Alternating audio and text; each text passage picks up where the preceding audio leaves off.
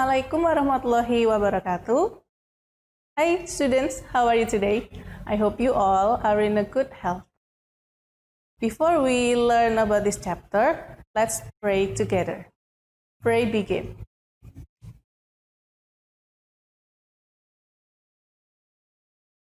Finish. Today, we're going to talk about biographical recount text. And here's the basic competence, or in Bahasa Indonesia, we call it as kompetensi dasar. Ya, let's read it together. 3.5, membedakan fungsi sosial, struktur teks, dan unsur kebahasaan beberapa teks recount lisan dan tulis dalam bentuk biografi dengan memberi dan meminta informasi terkait tokoh terkenal sesuai dengan konteks penggunaannya. 4.5, teks recount dalam bentuk biografi. 4.5.1, menangkap makna secara kontekstual terkait fungsi sosial, struktur teks, dan unsur kebahasaan teks recount lisan dan tulis dalam bentuk biografi terkait tokoh terkenal. 4.5.2, menyusun teks recount lisan dan tulis dalam bentuk biografi terkait tokoh terkenal dengan memperhatikan fungsi sosial, struktur teks, dan unsur kebahasaan, serta secara benar dan sesuai konteks. Now, here is the learning objectives. Having finished learning this unit, the students are be able to first respond to the social function, generic structure, and linguistic features of short biographical text. And second, to get information from short biographical text. Now, from this picture, do you know who they are? There are how many pictures there? 1, 2, 3, oh, there are 5 pictures there. Do you know who they are? Let's see the first picture. Here is B.J. Habibie. He was an Indonesian engineer and politician who was the 3rd president of Indonesia from 1998 to 1999. His presidency is seen as the landmark and transition to the Reformation era. He also Chief Executive Officer or CEO of the State Oil Company Pertamina. And then he also chair of agency for the assessment and application of technology, or in Bahasa Indonesia, it called as Badan Pengkajian dan Penerapan Teknologi, or BPPT. In the second picture, we have Ki Hajar Dewantara. Everyone know Ki Hajar Dewantara, I think. He was a leading Indonesian independence movement activist, writer, columnist, politician, and pioneer of education for native Indonesian in Dutch colonial times. So it is in the past, in the colonial time.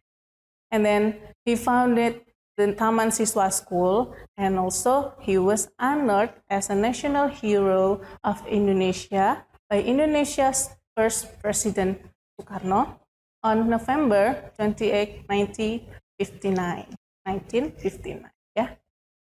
On the third, we have Raden Ajeng Kartini. He was a prominent Indonesian national hero from Java, especially from Central Java. He was a pioneer in the area of education for girls and human rights for Indonesians. She's very powerful. Then Kartini wrote letters about their ideas and feelings, and they are published in a Dutch magazine and known as Out of Darkness to Light, Women's Life in the Village, and the Letters of a Japanese Princess. Next, we have Steve Jobs. Steve Jobs, he was a chairman, chief executive officer or CEO, and also co-founder of Apple Inc. Everyone know Apple Inc., right? And then he also the chairman and majority shareholder of Pixar. And a member of the Walt Disney Company's board of the directors following its acquisition of Pixar. And then the last, we have Elon Musk. He is the founder, chief executive officer or CEO, and also chief technology officer also, and chief designers of SpaceX. He also CEO and product architect of Tesla Inc. And he was ranked as the 25th on the Forbes list of the world's most powerful people. Do you know what is Forbes list? Forbes list is the list of the richest people in the world. That's very fantastic, right? Yeah. And here is the definition and also the social function of biographical recount text. Yeah, let's read it together. A biographical recount text or biography is a written of the series of events that make up a person's life. So in this chapter, in this text, discuss about the series of events of someone. Maybe the experience or maybe their achievements, yeah, something like that. And then for the social function of a biographical recount is to inform by retelling past events and achievement in a person's life. Everything that is discussed in this chapter is happened in the past. Here is the example of the biographical recount text. It's about Steve Paul Jobs, or we call it as a Steve Jobs, as I explained before, as on the previous slide. Yeah, there are how many paragraphs there? Four paragraphs of this text. Yeah, you can read it by yourself. Read slowly and try to understand what is it about. Yeah. And then next, there is a generic structure of biographical recount. Yeah. From the text before, you can see that there are 4 paragraphs, right? And it contains about this one. The first is orientation, events, and reorientation. In the orientation, it will discuss about the background information, why this person is famous. Yeah, it's just the background of the inspirational people, yeah, influential people. Why he can be famous? Why we should write a biographical recount about this person? Nah, something like that. And then on the next paragraph, there is an events. It's describing the series of events that happened in the past. Yeah, and then on the last paragraph, it's called as the reorientation. It's about the personal comment of the writer related to the story, or maybe it also can called as a conclusion of the paragraph, like that. And here is the exercise. Actually, in this chapter, it's very excited because we can learn many things from people, famous people, influential people. Yeah, so we can muhasabah ourselves, or what is that? Give a self-introspection to ourselves. What is the contribution of us to the world, or maybe what is our contribution to our city? What is the smaller one? What is the contribution for our school, maybe?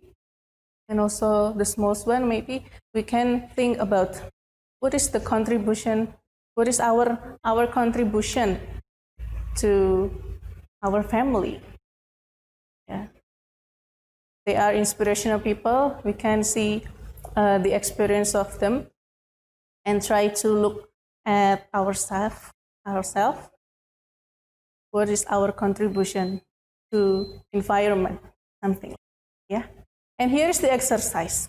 There are some paragraphs there. You can count it by yourself. And then please try to identify the structure of the following text. The structure, the orientation, where is the orientation, yeah, where is the events, and where is the reorientation. Then please put your answer below on the comment column, yeah, and I'll look the answer at there. And next we have language features of biographical recount text. As I've explained before, that the biographical recount text always use the past tense. Yeah, there are three kinds of past tense. The first one, simple past tense, and then past continuous tense, and also past perfect tense. Don't worry, it's not as difficult as you think. It's just simple. Because let's see first, simple past tense. Yeah. Simple past tense. Function of simple past tense there. Look at here. Nah, to tell action, yeah, and that is completed in the past. So for simple past tense, it's just to make a sentence that is happened in the past. And there is a simple present tense that is using verb 1, yeah. And here it's used simple past tense that use verb 2. Here's the pattern. You can also see the pattern here. Yeah. There's a subject and then verb 2, and then you can also put object after the verb 1, and also adverb of time, or maybe adverb of place, something like that. And here's the example. Let's read the example together. In 1838, Louis went to college to become a science teacher. Yeah, from the sentence here, we can see that they put the adverb of time in the beginning of the sentence. In 1838, here is the adverb of time. And then next, Louis there is the subject. Went is the verb 2, yeah, because the verb 1 is go, right? And then the other one is the structure of the sentence. You can put object or maybe adverb of place, etc., and so on. And for the past continuous tense, the function of the past continuous tense is to tell action in progress in the past, yeah, at specific point of time. So it just tell an action that is in progress. In progress, it means that's still happening, but it's in the past, not in present, yeah, in the past. And there is a present continuous tense. Present continuous tense is used when this action is in this time. That's present continuous tense. But this one is past continuous tense, so it's happening in the past. And the structure is just like this. Subject, you need to put subject in the beginning of the sentence, and then after that you need the to be. To be. Do you remember what is to be? I believe that you still remember what is to be. Yeah, there are 3 to be for many subjects. They are is, am, are. But that's for the present tense, yeah. But in this past tense, we have to change to be is and am become a was, and also change are become were. Yeah? And was is for subject, he, she, it, yeah. And then were just for subject. What is that? What subject? Try to remember, please. Yeah, all right. They, we, and what else? You. Yeah, that's correct. And for the example, let's read the sentence here.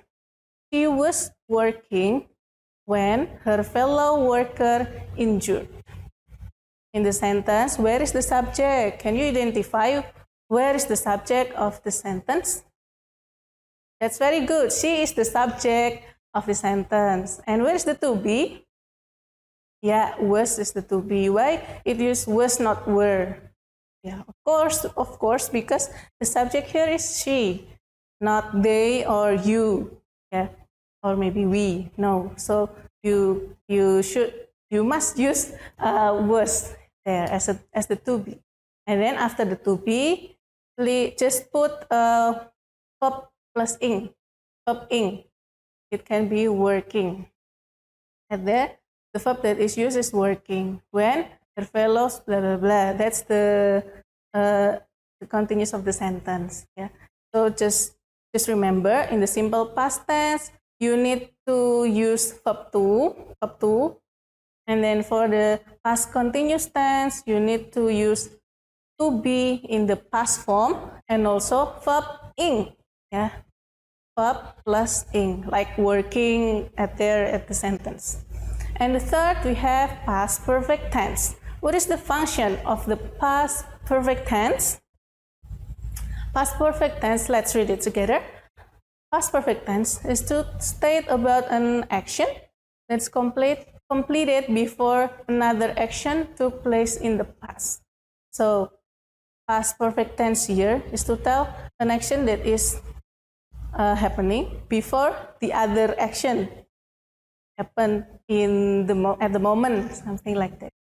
And in here, we need verb 3 as the verb, but the structure, it can be like this. You need to put subject in the beginning of the sentence, and then put had, yeah, had, H-A-D, and then plus verb 3, yeah, verb 3 or past participle. Yeah, if you find a sentence that is using had in the middle of the sentence, please don't forget to put verb 3 or past participle after that. Had is for the past perfect tense, and for the present perfect tense, it usually uses have or has. Do you remember about that? I believe that you remember. Just open your maybe notebooks or dictionary if you want to know more about this present tense, because in here we just discussing about the past tense. And here's the example of past perfect tense. He had moved to England before the war began.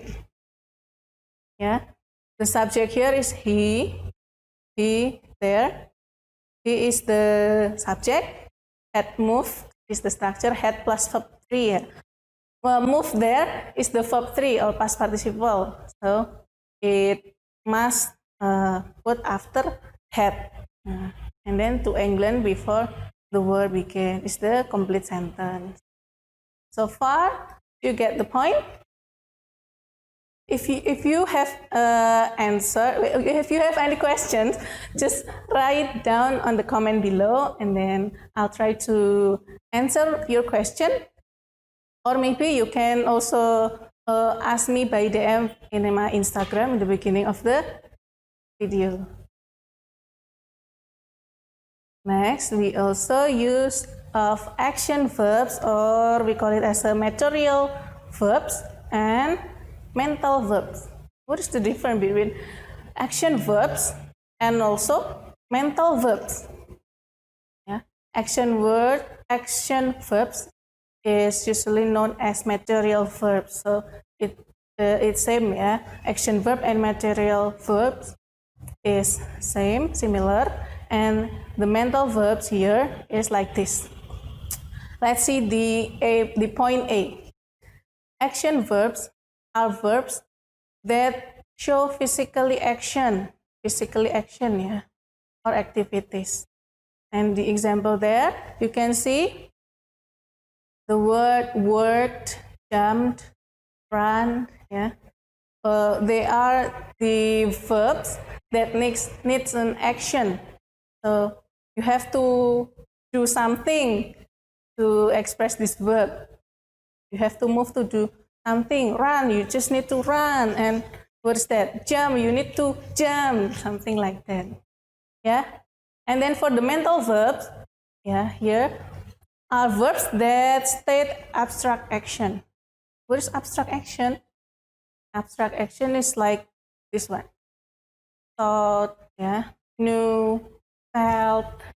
Felt is also mental verbs. You can just feel the verbs and you don't need to do something to use these kind of verbs. And then next we have use of adverb of time or time connectives. Yeah, adverb of time, as I explained before. Yeah, there are example there in 1838 or maybe in March.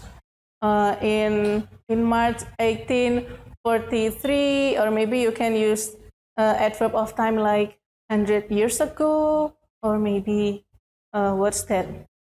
Can you give me other example? Adverb of time. If you want to use the day, maybe you want to explain about the what is that? The day of the people's born. Just put preposition on before that. Maybe like this. On he was born on Monday, and then also you mention the date, something like that.